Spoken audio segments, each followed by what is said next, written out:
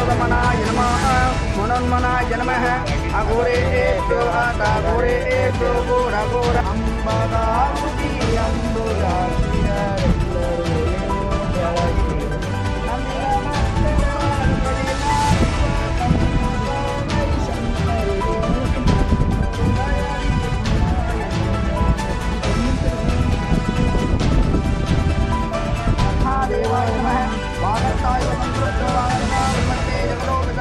पार्वती परमेश्वर जय मंगलम जय पार्वतीश्वर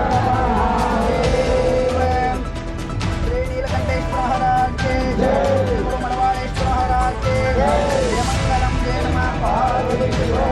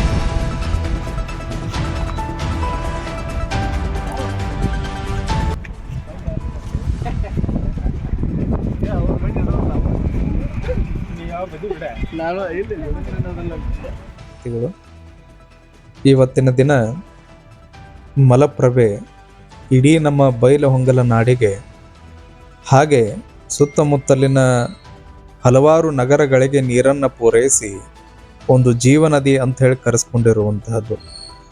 ಇವತ್ತಿನ ದಿವಸ ಇಡೀ ನಾಡಿನೊಳಗೆ ಬಹಳಷ್ಟು ಮಳೆ ಇವತ್ತು ಆಗ್ತಾ ಇರುವಂತಹದ್ದು. ಮಳೆಯ ಪರಿಣಾಮವಾಗಿ ಇವತ್ತು ನದಿ ಮಲಪ್ರಭೆ ನದಿ ತುಂಬಿ ಹರಿತಾ ಇದ್ದಾಳೆ.